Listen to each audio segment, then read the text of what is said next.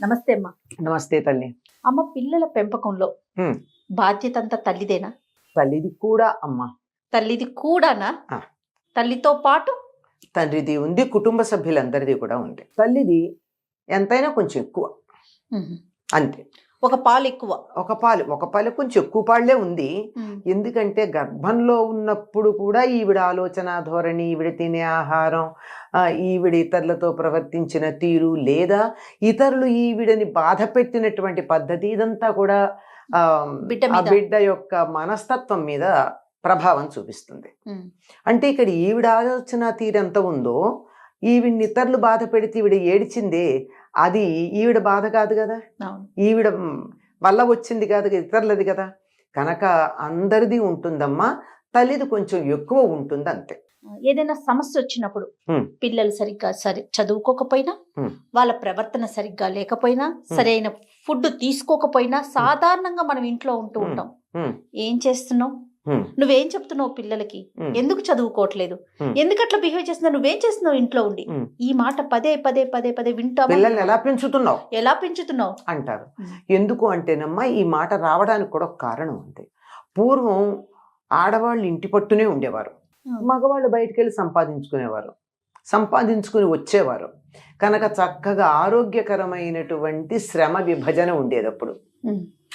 అప్పుడు ఏమయ్యేది, తీసుకొచ్చింది ఏదైతే ఉందో అది ఇంట్లో వాళ్ళకి సర్ది పెట్టడం, ఎవరికి ఎంత కావాలో చూడడం, ఇంట్లో వాళ్ళ అవసరాలు తీర్చడం, బయటికి వెళ్ళి సంపాదించుకొచ్చే వాడికి శక్తి కలిగేటట్టుగా తగిన ప్రోత్సాహం ఇవ్వడం ఇంట్లో ఉన్నటువంటి ఆడవాళ్ళు చేసేవాళ్ళు.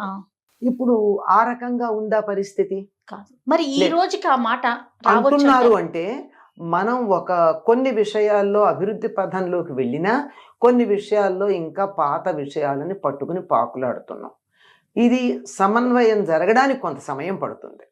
ఇప్పటికీ కొన్ని ఇళ్లల్లో మగవాళ్ళు కూడా బాధ్యత తీసుకుంటున్నారు. తల్లి ఏం చేస్తుంది, పిల్లలు అల్లరి చేస్తే నాన్నకి చెప్తానంటుంది.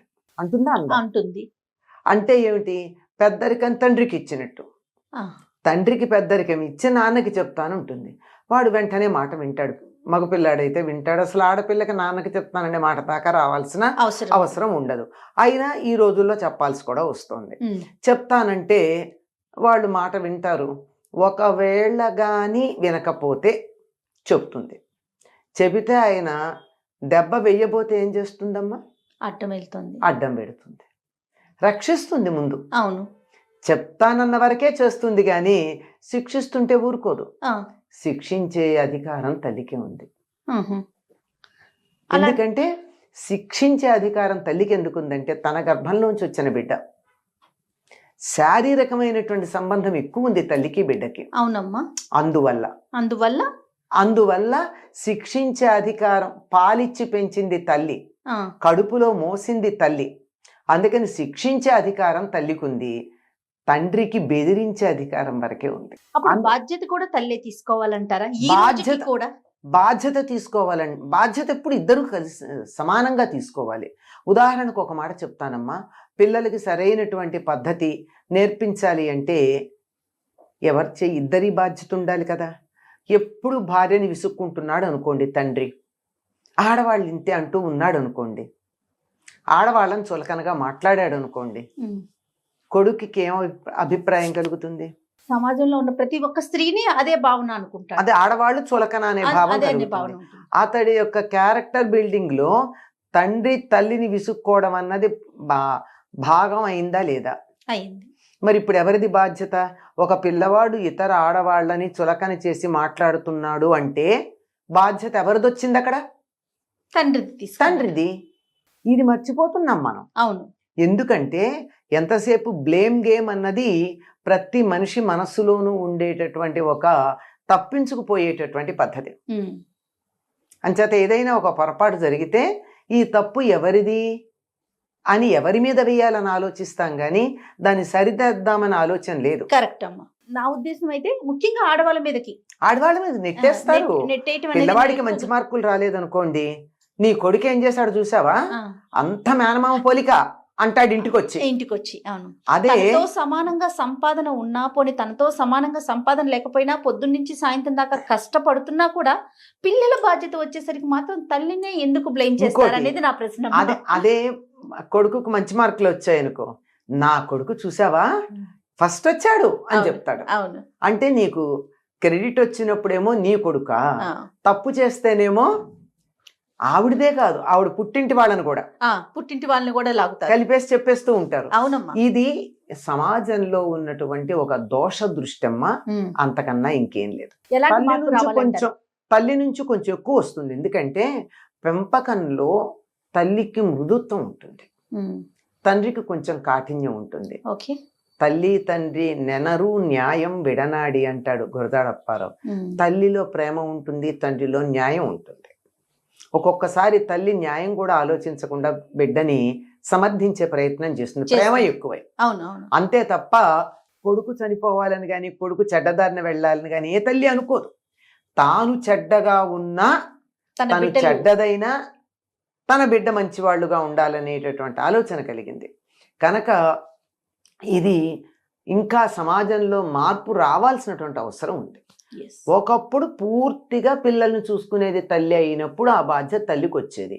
ఇప్పుడు తండ్రి తల్లి ఇద్దరూ ఉద్యోగాలకు వెళ్ళినప్పుడు పిల్లల బాధ్యత కూడా తండ్రి వహించవలసి ఉంది. వాళ్ళ ప్రవర్తనలో తేడా ఎలా వస్తుంది? ఇద్దరూ కలిసి ఆఫీస్ నుంచి వచ్చారమ్మా, వచ్చాక ఈవిడ నేరుగా కాళ్ళు కడుక్కోకో, ఇంకా కొంచెం సంప్రదాయం ఉంటే కడుక్కుని, లేకపోతే కడుక్కోకుండాను కిచెన్లోకి వెళ్ళి టీ పెట్టడానికి వెళ్ళిపోతుంది. తండ్రి పిల్లలు అలసిపోయామని హాల్లో ఫ్యాన్ వేసి కూర్చుంటారు, వీలైతే ఏసీ వేసి కూర్చుంటారు. ఇంకా ఎంతసేపు అని అడుగుతూ ఉంటారు. మంచినీళ్ళు కూడా ఈవిడే ఇవ్వాలి, స్టవ్ మీద టీ పెట్టి ఆన్ చేసి నీళ్లు తను తీసుకురావాలి.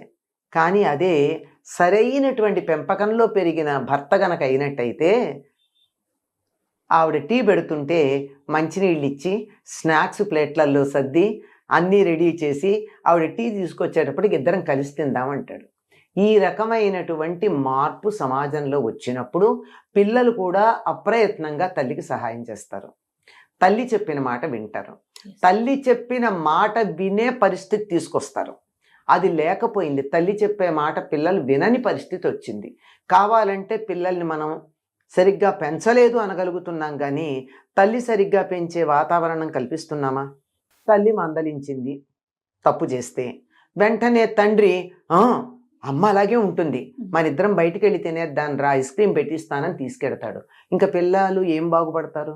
ఒకవేళ ఆవిడ తప్పుగా మందలించింది అనుకుందాం, ఆవిడ నిర్ణయంలోనే తప్పుందనుకుందాం పిల్లల్ని మందలించటంలో, అయినా ఆ క్షణాన బిడ్డల ఎదురుగా తల్లిని సమర్థించాలి, తర్వాత నువ్వు చేసింది తప్పని చెప్పాలి.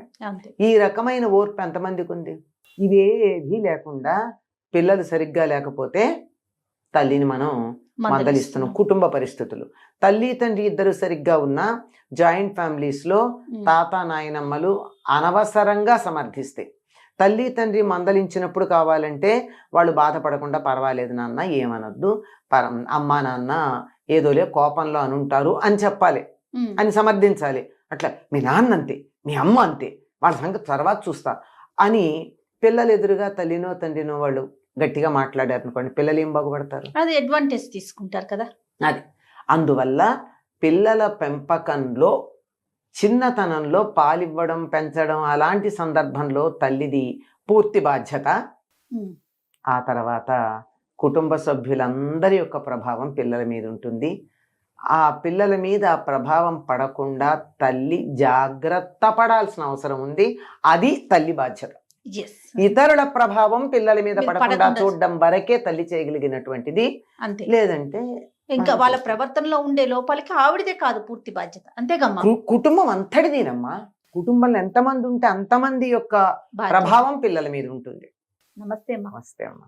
సుమన్ టీవీలో మీ పర్సనల్ అండ్ బిజినెస్ ప్రమోషన్స్ కోసం కింది నెంబర్కి కాంటాక్ట్ చేయండి.